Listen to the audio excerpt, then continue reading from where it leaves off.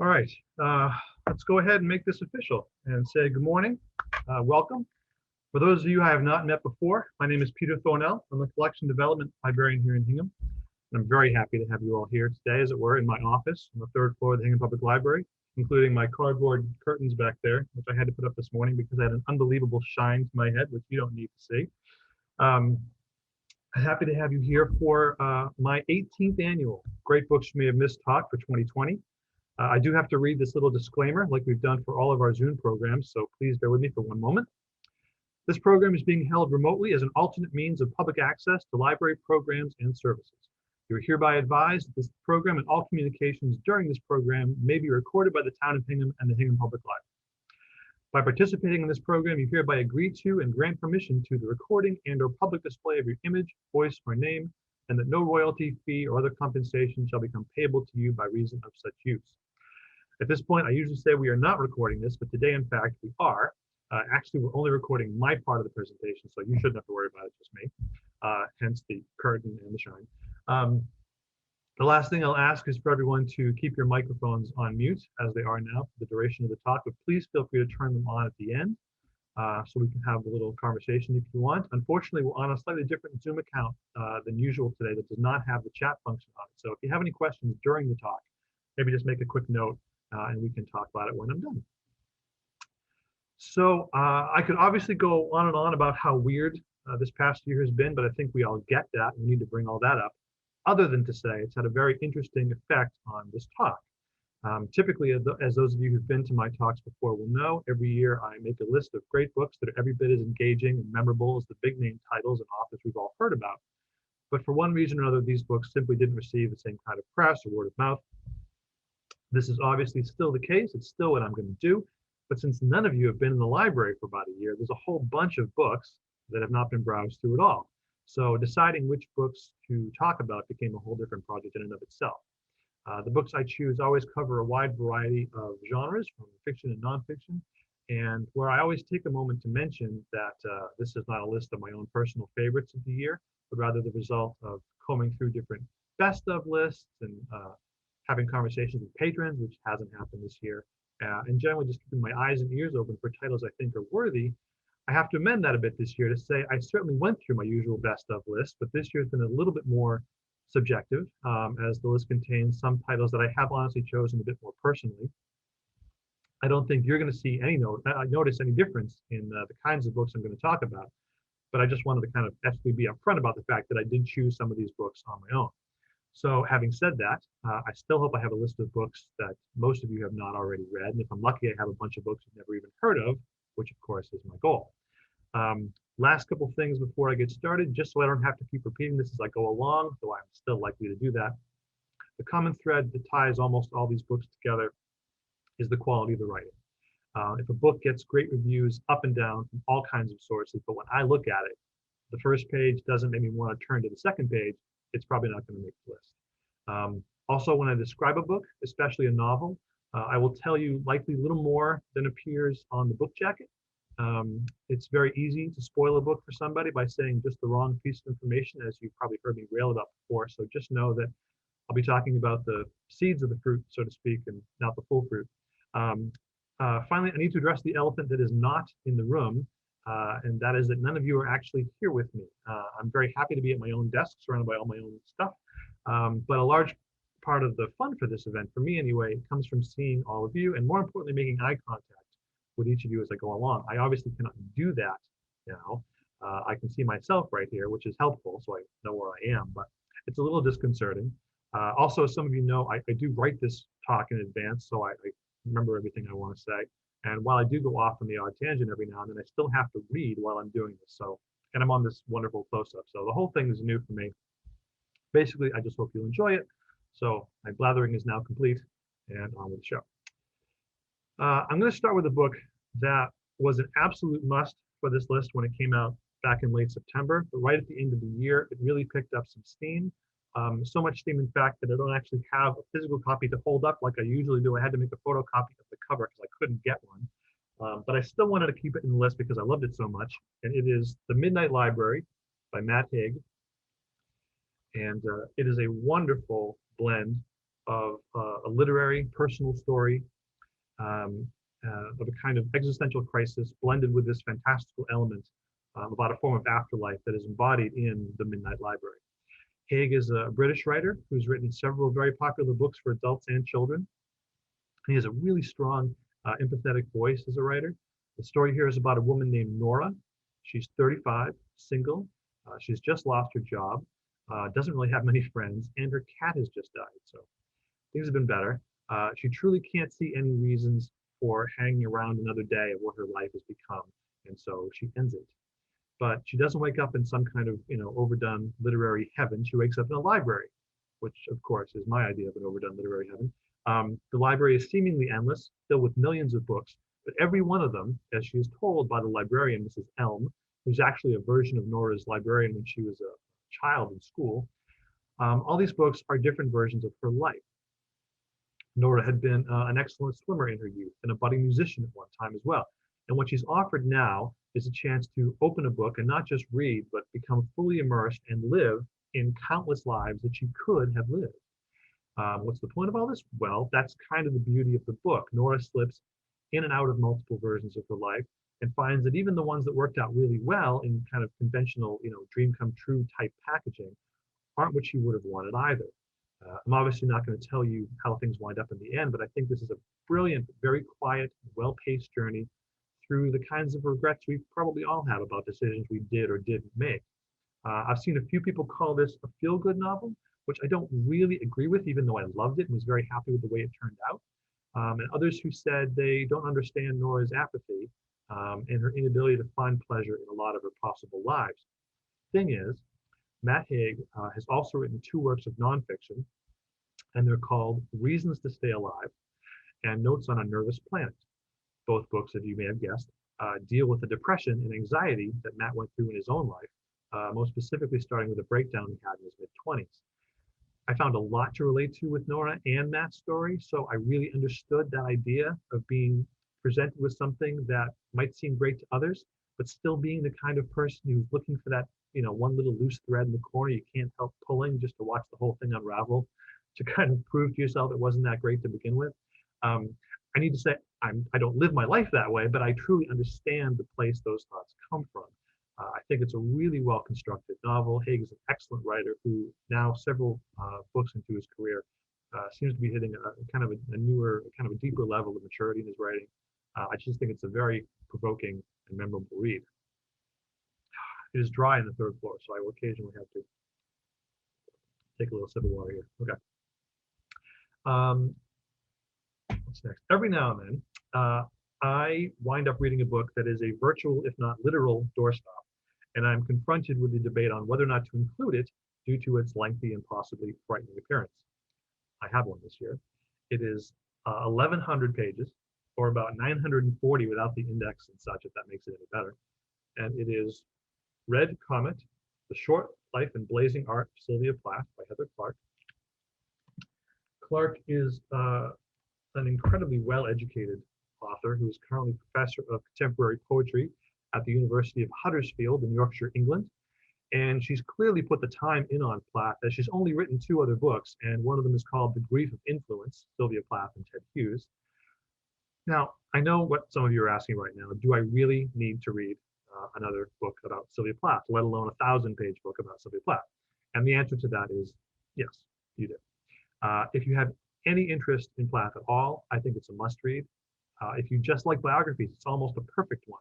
But you could be like most people, frankly, meaning that you've heard about Plath, and you may even know that she committed suicide when she was 30. Sorry for the spoiler, but you may have never actually read The Bell Jar or Ariel or any of her other poetry collections, because Plath is, after all, someone who has kind of transcended her work to become this unfortunate icon of the depressive poet.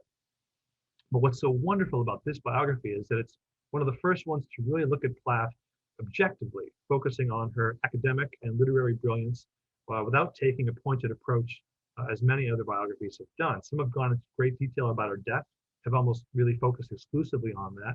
Some have been written solely to blame Ted Hughes for her suicide. But while their marriage and separation a few months before her death certainly contributed to her depression, as well as the fact that I think we all know Ted Hughes was far from an ideal husband. She had obviously been dealing with issues with depression since she was in college, several years before she ever met Hughes. So what Clarke does here is simply give all due respect to Plath as a writer and as a woman trying to be taken seriously at a time when it was very difficult for women to be taken seriously in the arts. And just reading the prologue alone will tell you how good the book is going to be, because it reminds you of things like, despite spending several months at McLean Hospital after a suicide attempt in 1953, while she was still in college, she still graduated summa cum laude from Smith in 1955. Was then accepted to grad programs at Columbia, Oxford, and Radcliffe, before eventually going to University of Cambridge.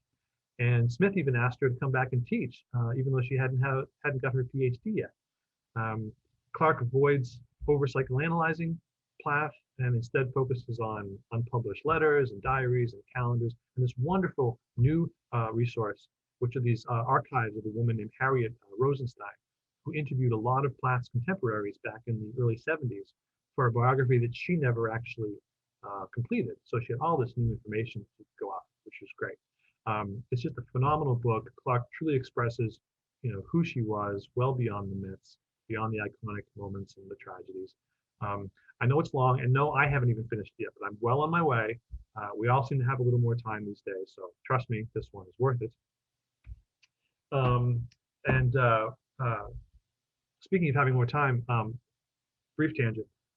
One question that keeps coming my way from patrons and people is that with all this time, off, especially early on in the shutdown, I must have been reading tons of books, right? Because everybody's asking what I'm reading. Well, for me, I actually barely read at all this year in comparison to my usual years, because what I did last year, my goal for myself was at the end of January, before the shutdown happened, I decided I wanted to watch 365 movies in a year.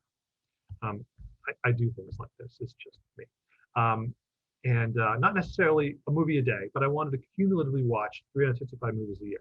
Then I realized it was a leap year, so I had to make it 366. And then I realized how close that was to 400. So before the end of the year, I watched 414 movies. I mentioned this not to emphasize how odd I am, but because almost all the films were ones I had never seen before. So I had a great time doing that. And since this is a talk about finding new things, I just wanted to recommend a slightly less time-consumptive version of that for everybody, which is maybe just watch one movie a weekend that you've never seen before. And I'm not talking about something brand new you haven't seen yet. I'm talking about something that you missed, something you've simply never heard of before, which is the best way to go for me. It's a lot of fun. You'll likely discover a whole bunch of new favorites. And a great movie can obviously be just as transformative as a great book. And I love to cry, so I like finding movies that make me cry, which is fantastic. So seek out all those hidden treasures. They're definitely worth it. Brief tangent, complete. Now back to our regularly scheduled programming. I'm going to talk about a book about film now, since I mentioned film. And this next one is one of those amazing books that really worked for me because it took me by surprise, which is always a treat. And it also does one of those things that the best nonfiction titles do, which is to shine a light on a little piece of history that has gone pretty much unreported until now. And this is The Beginning of the End: How Hollywood Learned to Stop Worrying and Love the Bomb by Greg Mitchell. Mitchell has written about a dozen books over the years, many revolving around World War II. He was in fact editor of a magazine called Nuclear Times in the 1980s, so the man truly knows of what he speaks. And this is one of those books that's just so crazy it has to be true. And it's about how shortly after the United States dropped the atomic bombs on Hiroshima and Nagasaki in 1945, Louis B. Mayer at MGM decided that a film absolutely had to be made about the Manhattan Project, and he set out to do it. The result is a 1947 film called The Beginning of the End. It's pretty awful, but the truly stunning part of the story is the way the government got involved in the process. And if you can imagine people, if you imagine Hollywood producers and screenwriters trying to work with people like Major General Groves and even President Truman, who's responsible for the name of the movie, he named the movie, you can quickly realize how crazy this whole endeavor was. To prove how bizarre this whole story is, it begins, of course, with Donna Reed, the actress, who was about to star in It's a Wonderful Life with Jimmy Stewart, but she receives this letter from her high school science teacher, of all people, who is now a chemist working at Oak Ridge Labs. He and his fellow scientists were having, as did Oppenheimer, who incidentally is played by Hume Cronin in this movie. They were having all these scientists a very terrible and famous crisis of conscience about this new technology they've created. And they'd been hammering the politicians about it. They weren't getting anywhere. No one was listening to them. So they thought, of course, the best thing to do would be to go to Hollywood. Doesn't make any sense. So already this seemed amazing to me. But then once the wheels get rolling, a film meant to be a cautionary tale about the power of this new weapon gets co-opted by the government, who want to turn it into this kind of rah-rah American propaganda film. So now you've got Truman and Groves acting as consultants for a movie. Eleanor Roosevelt chiming in on who gets to play her late husband, and she got her way. But then, on a completely different track, John Hersey is working on this article that will run in the New Yorker in August 1946, simply called Hiroshima. And it will be the first time that the American public really learns the truly horrible repercussions of the atomic bomb. And suddenly, this attempt by film people to defend the use of the bomb with this film simply becomes untenable. But they have to finish it anyway. There's even this one part in the movie where they talk about how America dropped all these leaflets over Japan about 10 days before the bombing, warning them that we were going to drop the bombs, as if in the film it would make America seem more sympathetic. But of course, we never drop leaflets. You don't really give warnings in war. It doesn't work that way. It's just a truly fascinating, page-turning account of a real piece of American history that's almost too crazy to believe. And it's just as much a book about Hollywood as it is about politics, propaganda, and military history. So I think it can appeal to a lot of readers. A really great book. Absolutely love this one. Okay. I like good segues. And if we're looking for good segues, I'm going to go from a book that I think everybody will enjoy, the last one, to a book that's more of an acquired taste. And that's what I'm going to do here. This is, some of you may recall, I have a deep and abiding love for little books, either small of height or length. This one's pretty close to a little book. It's called Follow Me to Ground by Sue Rainsford. See, it's very little. Rainsford is from Dublin. She attended Trinity College in Dublin and then Bennington in Vermont for her MFA. This is her first book. I also love debut novels.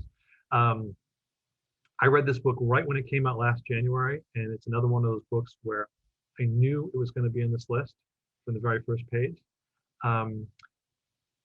Well, and that may sound rather odd in a way, because this is a list of books that, great books that nobody's heard of. So I don't want you to think I was consigning this book to a lack of success right out of the gate. But what I mean is the writing is extraordinary. The concept is daring and fascinating.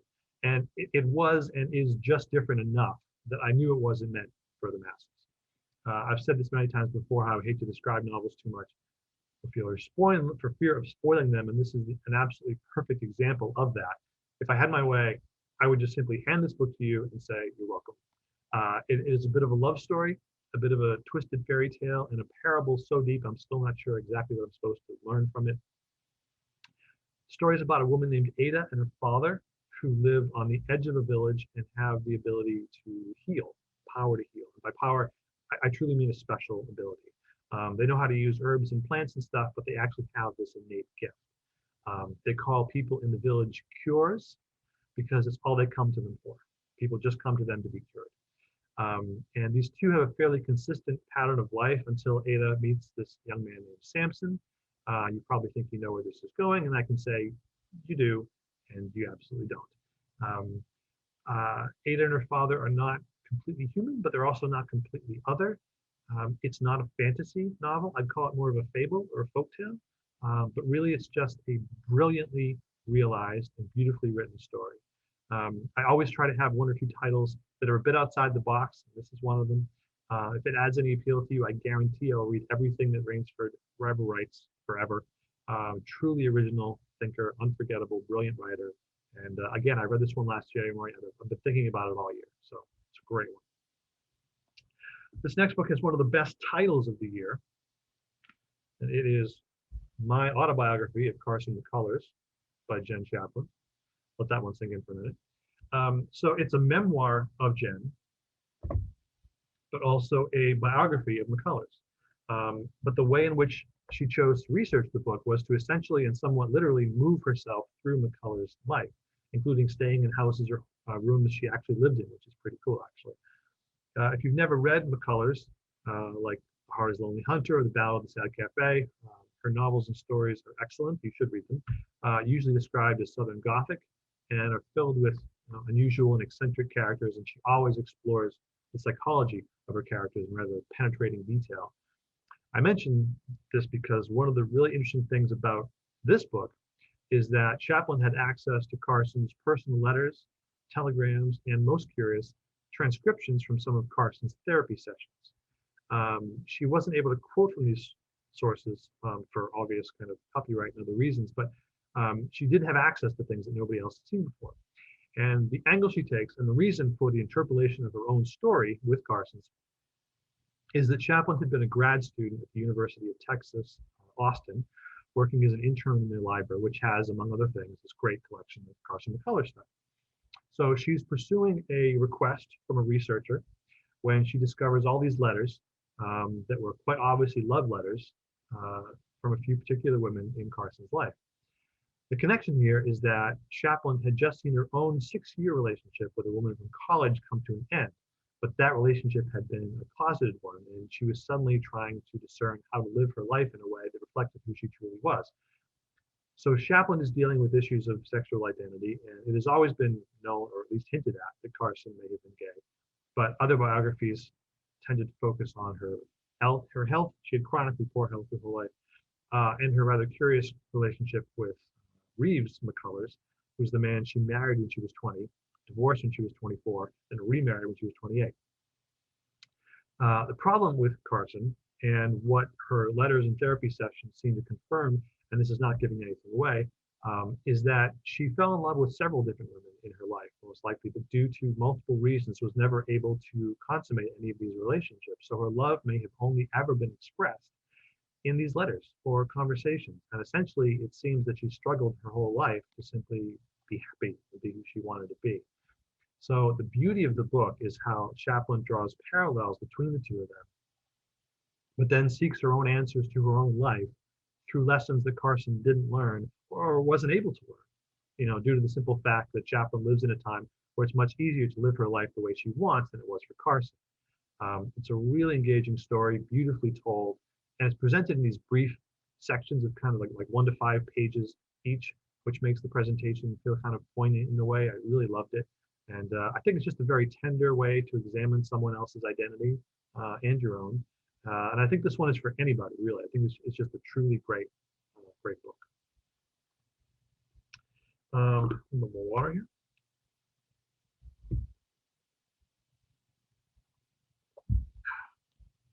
Okay. I love doing this so much. I get excited about books, if you don't know. Those of you who know me well enough to know that I just get stupid giddy when it comes to talking about books. I like them. I always have, like I said before, a couple of outliers on my list, books that got a lot of critical acclaim, but were either too experimental or challenging in content or form or whatever to reach a wide audience.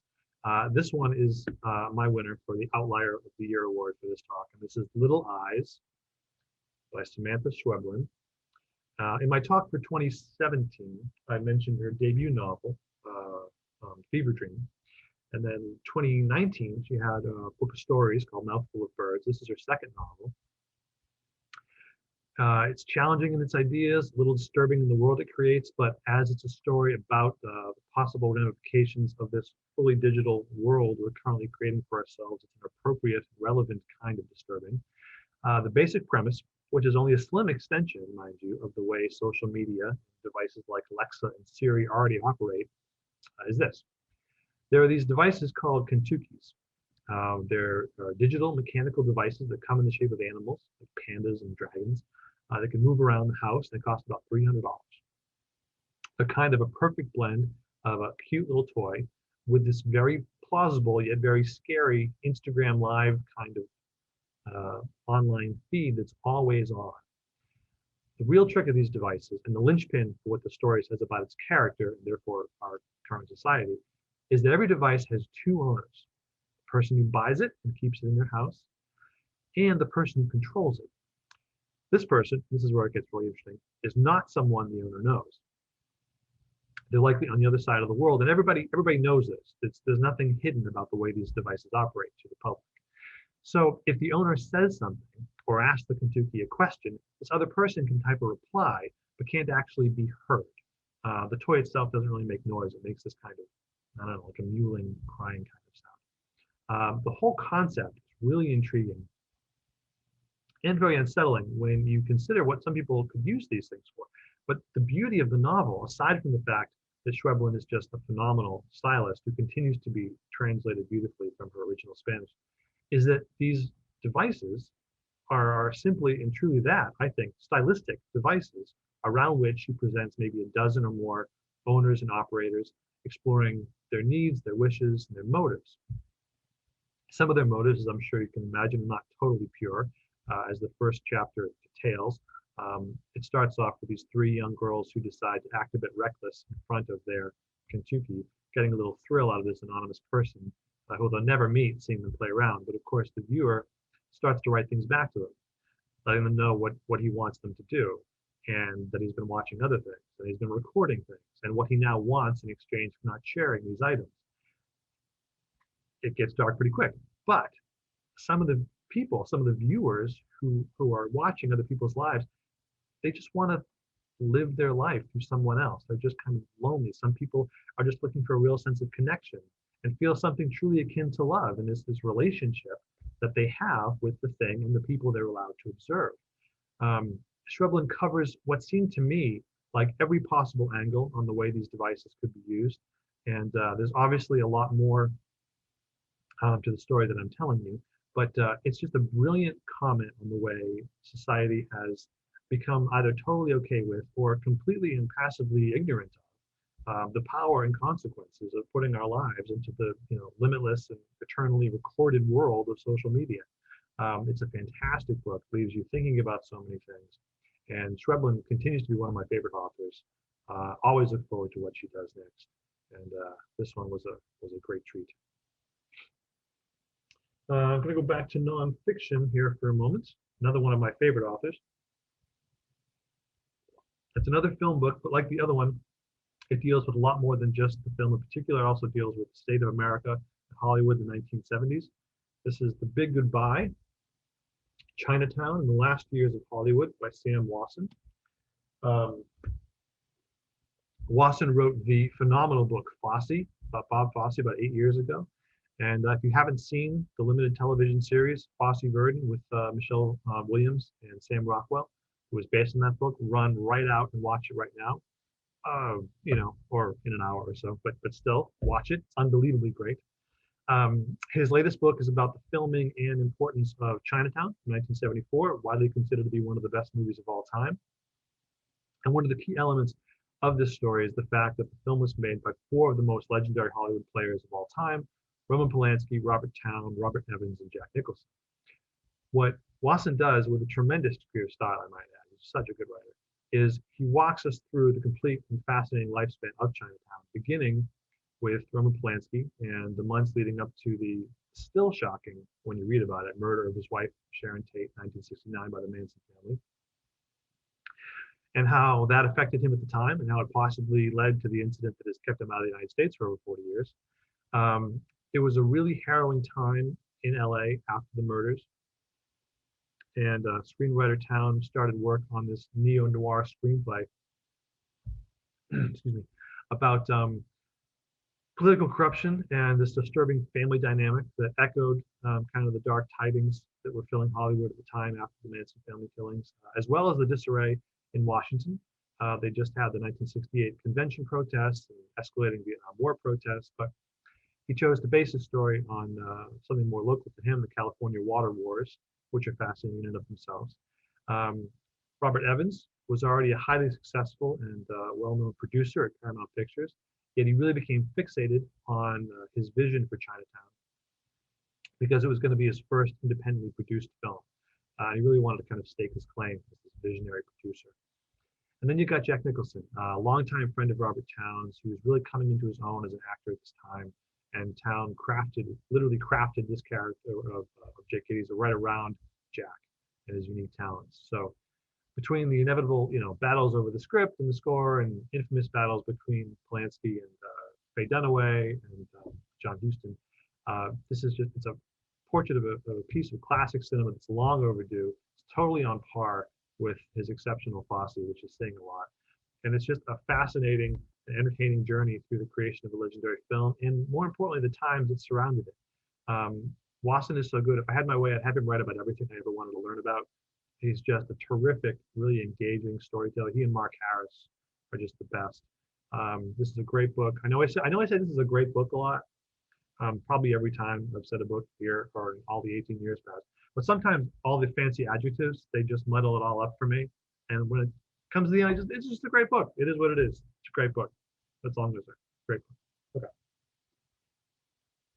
One of my favorite things about some of the nonfiction titles I find for this talk, probably my most favorite thing, to be honest, is that I always manage to find books that go into great detail about something I'd simply never heard about before, or at the very least, I never thought too much about. This next one is a perfect example of that. It is called Carvilles Cure, Leprosy, Stigma, and the Fight for Justice by Pam Fessler.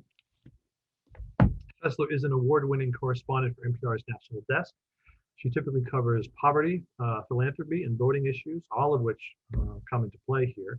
The story is that about 70 miles up the Mississippi River from New Orleans, hidden away on the grounds of this old sugar plantation, was a place called the Louisiana Leper Home. The area in general was known as Carville, and it was the only leprosy colony in the continental United States.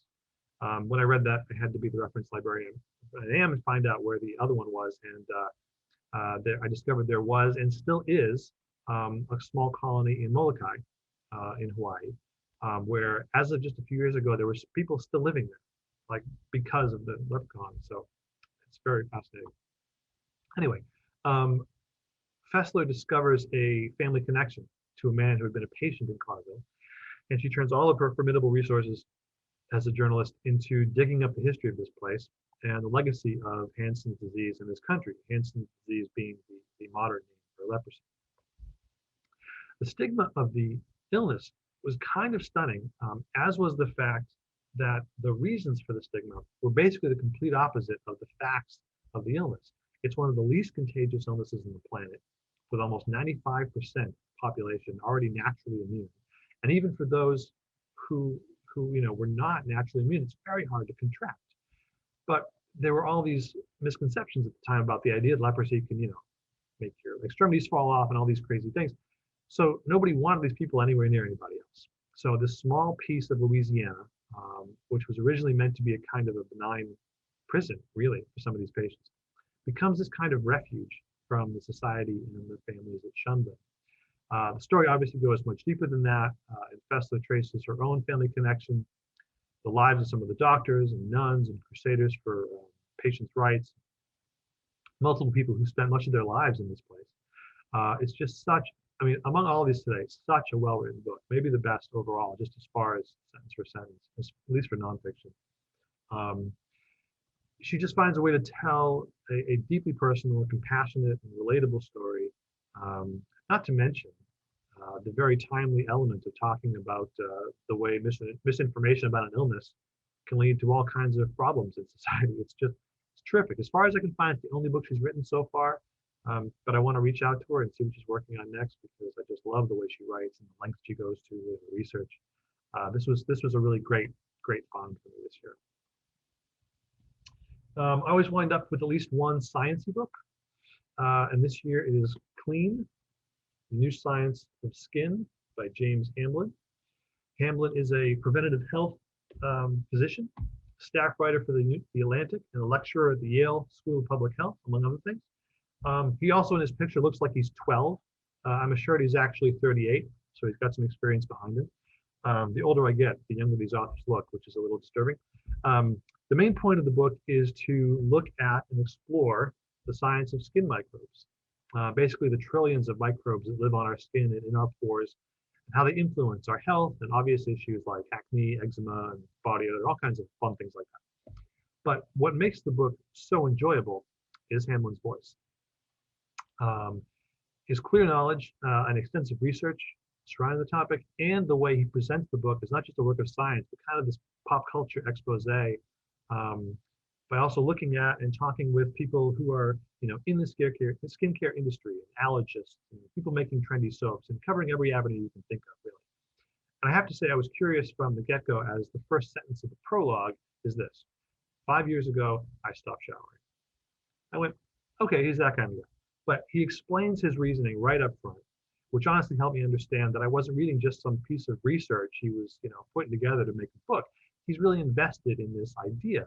And while he's obviously not saying we should all stop showering, he is explaining the difference between what has become cultural norms in the modern world and in regards to keeping ourselves clean, so to speak, and what the actual physical and health-related ramifications of all this stuff really are. And it's really fascinating. There's this one chapter where he talks with a London-based researcher, and she calls herself a disgustologist. She's trying to understand people's reactions to things they feel are unclean, which ranges from, obvious things like rotting food or, human waste and stuff like that. But then it gets into these really interpretable things like just dirt and, marks on surfaces or hair found in your food in a restaurant. The hair thing is really funny because some people apparently, they can just remove a hair and go on with their meal and not worry about it. But some people start kind of, exponentially laddering off that. Like, when kids keep asking why, they see a hair and they suddenly go, well, is it mine or strangers? Is it clean or dirty, healthy or sick, lice, ringworm, and they're gone. And all of a sudden they're never going to eat in this restaurant for the rest of their lives. He talks with people who create skincare products, people who use skincare products. It's all here. And it's one of those wonderful books that is just straight up interesting, actually a page turner. Regardless of whether you've ever bought a bottle of toner in your life. I've said in other talks, there are always books that when I first start gathering titles that just immediately appeal to me for some reason, and I have to bring them home and read them right away. And this was one of those. Just super, super interesting. Okay, this is good. Moving right along here.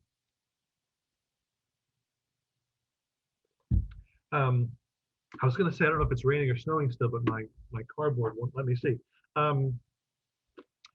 This next one is another unique piece of fiction, much more mainstream though, in deference to Little Eyes, though it does contain another panda.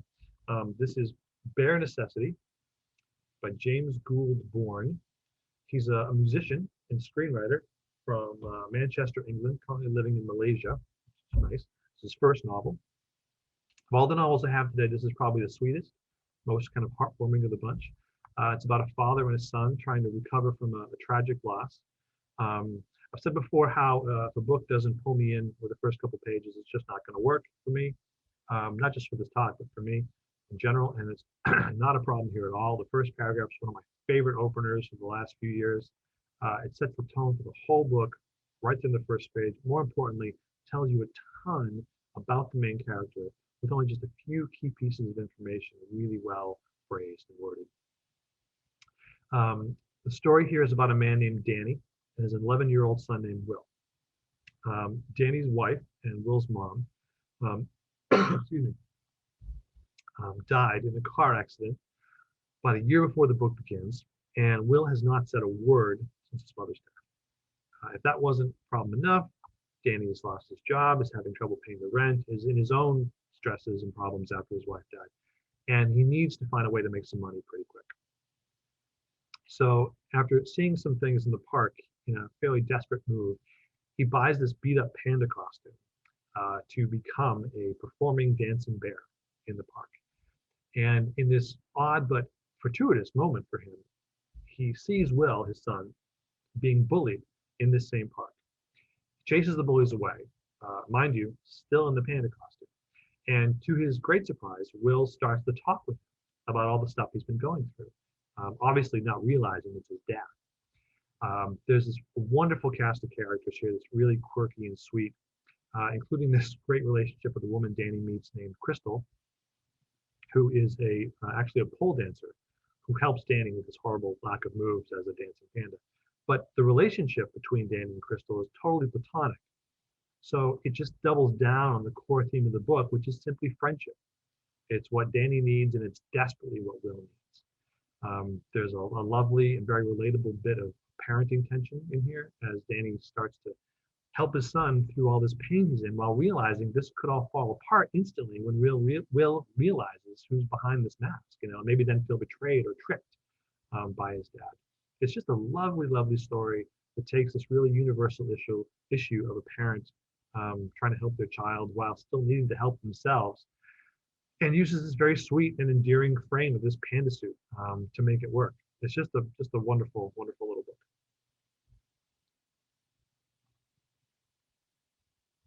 I have to say, this is still really weird that I'm doing all this. I can't see or hear you or anybody. It's just me. It's weird. Thoroughly enjoying it, I might say, but weird. That last book was about fatherhood. This one's about motherhood. It's another debut novel, as I do love debut novels. This one is called The Island Child by Molly Aitken, who was born in Scotland in 1991 and raised in Ireland. She's published some stories, won some awards, and she has a voice that speaks to you right from the first page, right from the first line. You can hear Ireland in the lilt of the language. It's a beautiful thing to read. The story is about a woman named Una, who grew up on this rock of an island off the coast of Ireland, the Aran Islands. Una has wanted to leave this place essentially since the moment she was born, because it's the kind of place where the men go to sea, have all the freedom they want, including her brothers, and the women tend the home, read the Bible, and stay at home with their mothers until they become mothers themselves. She eventually manages to leave the island. I'm going to leave all the good stuff a secret so you can discover it yourselves.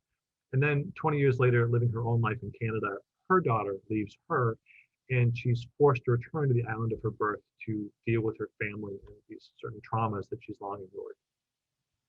It feels stupid to say what I'm about to say because it's a word that gets too often used with Irish literature specifically, but there's definitely something magical about this one. Mainly the sense of time and place. Nothing magic fantasy, but the whole sense of time and place. It feels both fairly contemporary, but also ancient at the same time. It's got many of the hallmarks of Irish literature, religion and mothers and fathers, tragedy and traditional expectations founded by the next generation. But she just writes these wonderful sentences. They're clean and direct, but also eloquent and poetic. There's certainly a strong sense of melancholy through the book, but I think she really uses the right kind of colors of mood and tone to paint the picture. Una is just a really memorable character, very well written, completely relatable. And this is a great example, excuse me, of how easy it is to potentially miss a great book when you're browsing the shelves, and we will all be able to do that again someday. Or even browsing through books, on Amazon. So many covers look kind of the same. There are so many authors you've never heard of, and you open the cover and you start to, scan the blurb. And for this one example, you see words like Ireland, Bible, timeless story, long buried secrets. And it could be anything. I mean, I've seen dozens of novels with blurbs just like this in the last few years alone. So just remember how important it is to move past that cover in the blurb to read the first page. If there's any spark of interest from you for what you've read in the jacket, read the first page. If you suddenly find yourself on page 4, you've got a winner. It's for you. Don't put it back on the shelf. Take it home. Read it. This one's a great one. You move right through it. Pretty much feel the island wind in your hair. It is just a lovely book. Ooh, only 2 left. It always flies by. Always flies by. I have been writing film and music book reviews for a magazine called Library Journal for about 14 or 15 years. And this year, I was on this committee to choose the best arts books, plural, for 2020. I've included a couple of those here today, including this next one, which I knew right away was tailor-made for this talk, and anyone who belongs to or would like to belong to a book club. This is the Toni Morrison Book Club by Judah Bennett, Winifred Brown Glaude, Cassandra Jackson, and Piper Kendricks Williams. This is a truly wonderful book about the power of literature, the importance of friendship, a shared sense of community, and a commitment to working through cultural and political issues. In the introduction, they say it's a group memoir with Toni Morrison as the soundtrack, which is kind of a perfect description. And it's not just any book group either. Each of these four writers and readers, they are professors of either English or African American studies at the College of New Jersey. Among them, they are Black, white, straight, gay, immigrant, American-born. The book is presented as a single voice, but for interspersed chapters, where each of the four writes their own story, talking about the books they've covered and, of course, their own lives as well. The four books of Morrison they discuss throughout the memoir are The Bluest Eye, Song of Solomon, Beloved, and A Mercy. Each novel gets two writers so they can, talk about their different reactions and thoughts. And their reactions and stories and personal histories make this a very compelling and engaging and very timely read. They talk about universal things like first loves and relationships and marriages and things they did early in their lives that shaped who they became. But they also talk about experiences that are not universal for all of us, but by reading their stories, we can really gather much greater understanding about the subtle and more overt forms of racism and discrimination they've had to deal with. And mainly, most importantly, the desire to simply be seen for who you are, rather than a collection of stereotypes and presumptions, which applies to absolutely everybody. Morrison's novel, A Mercy, for instance, talks about mothers and daughters in the early days of American slavery and smallpox outbreak and the way immigrants, those who came in by choice or by force, were and are the underpinnings for everything this country's become.